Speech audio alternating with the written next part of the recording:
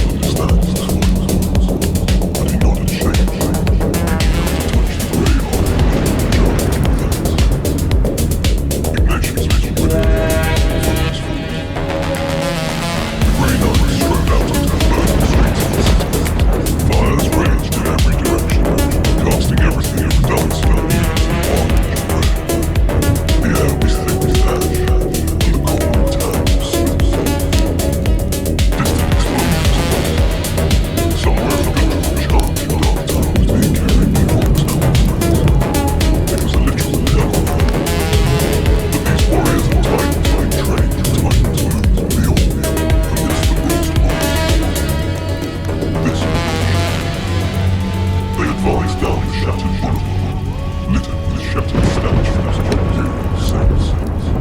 Headless corpses of civilians lay scattered like discarded dolls. Many had died fleeing. Others had been dragged away to grisly displays. But the gala was to quietly recite the last passage of some of the names, gently closing the charge of their souls. Their secrecies but each great understands the duty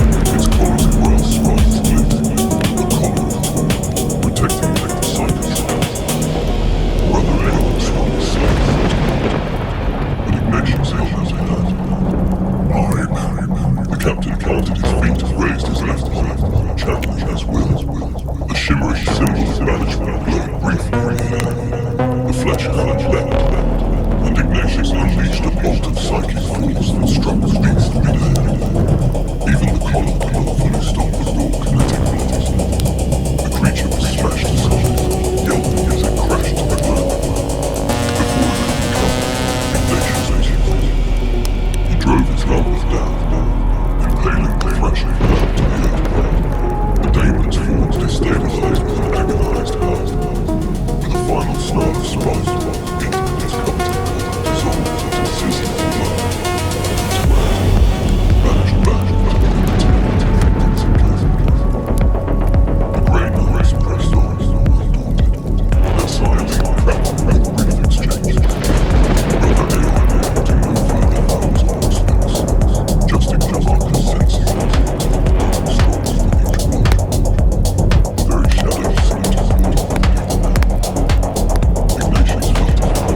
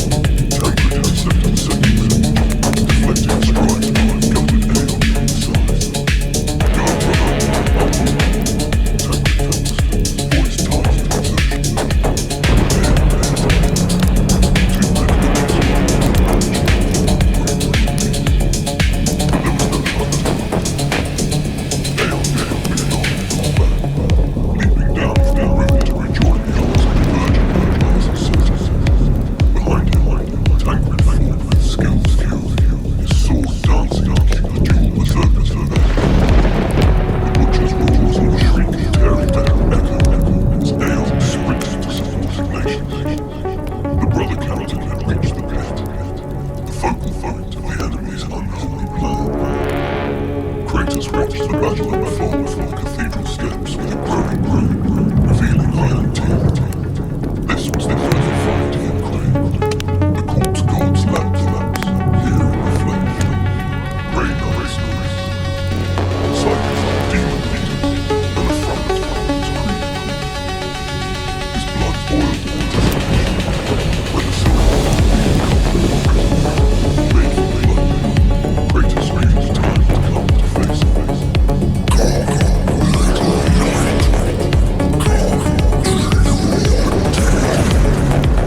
Kratos growled under his breath.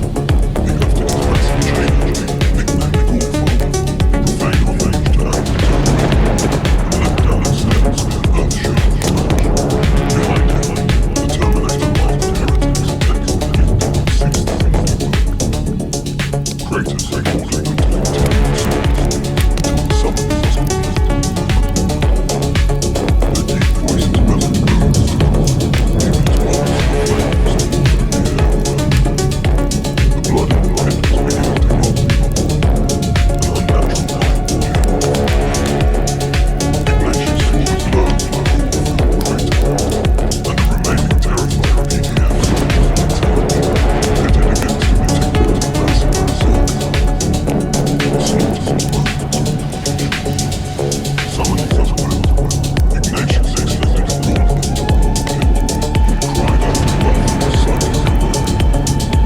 Be gone! A kinetic shockwave ripped forth.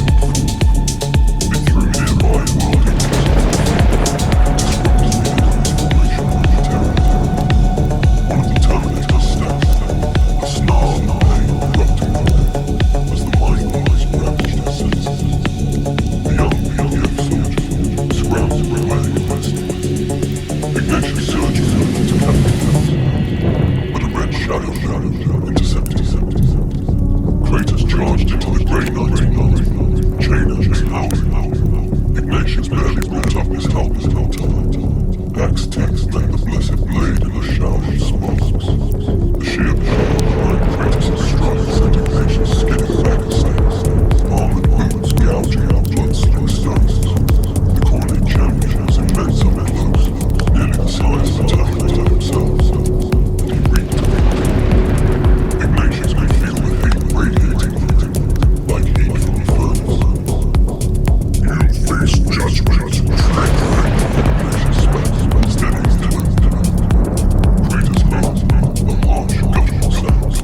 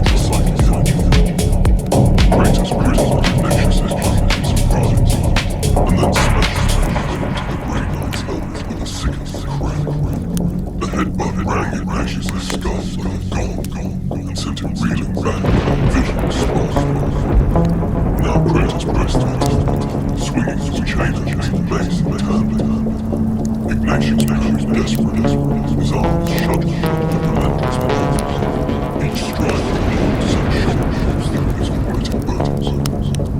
Yet Kratos rated with a measure of skill despite his berserk fury, a method to his savagery honed by centuries. Ignatius realized this person was unlike the mindless demons or frothy cultists he'd faced before. Kratos made true champion perhaps even to the cosmic ascending further through the Lord's ranks, if tonight's slaughter pleased that he died. All around the battle raged on. Several grey knights bore wounds now. Brother Galen bled from the gash in his shoulder, but still unleashed gouts of cleansing flame, keeping a knot of worm-eaters at bay past his head. Justicon Marcus had taken a glancing bolt round to his thigh, but he fought on, dueling two enemies at once with measured strokes. Brother Aeon raged on, blasting off the traitorous blood to his recharged cycle, then impaling a second of his stay. The numbers of traitors were thin, but every passing second cost the knights dearly, and brought the Lord's reach closer but fully open. At the blood-soaked pit, three towering still stood their ground, intent on completing the unholy slaughter. The air above them shimmered like crimson rays, and a deep, monstrous growl echoed from within. The demon on the other side was already rushing against the veil to greet his mates. Suddenly, one of the Terminators faltered, clutching at a fist-sized hold on his chest. Courtesy of Brother Aeon, his perfectly fixed cyclone shoulders. The giant plunged with a crash. Lightning spread through the reptiles. Only two. Ignatius knew the amount of time. Blocking the furious flurry of blows from Kratos, he risked the bones on the chaos chant's shoulders. The slaughter was nearly complete. Only a few deaths remained, and the last two Terminators were moving to ensure the local horde would be pleased. Indeed, one heavily armed traitor had seized the guard's prize throat and was raising a blade to finish him off. With a burst of resolve, Ignatius broke away from Kratos, twisting around him. He fired his jump down for a split second, blasting himself back a dozen paces and out of the chaos champion's immediate reach. Kratos howled with frustration for losing his prey. Ignatius landed closer to his head, directly between the remaining Terminators. Extending his left arm, he unleashed a storm of bolts at the executioner. Mass reactive rounds tore into the traitor's vengeance, blowing their serves. The massive heretic crumbled from the destructive floor, dropping the guard's mount. Before the other Terminator could react, Ignatius drew upon one of the most potent weapons in the Grey Knight's arsenals, the true name of the demon they sought to banish. Through dire prophecy and the secrets of realm, Ignatius had learned a fragment of the fiend's true name. It was a desperate attempt, using such knowledge swayed souls. But now, he began to chant by Gothic, each syllable measured in their resonance. In the name of God and mankind, by thy true name, I bind thee and expel thee. His voice took on another worldly tone, echoing excitedly. The effect exerted, partially manifested bloodthirst and beyond. Blood charged by the remaining Terminator, poised to continue the slaughter, faltered, clutching at his helmet as if stricken by an unbearable sudden spirit. Ignatius continued relentlessly, forcing out forbidden syllables that none were time. Each word was like a dagger stabbing into reality's veil. Your blood shall give you purchase, creature, be gone. Ignatius bellowed, completing the incantation to a final thunderous blast. The wall above the pit shrieked, and then imploded in a torrent of thundercloud. The hurricane scorched the blood and screaming exploded out without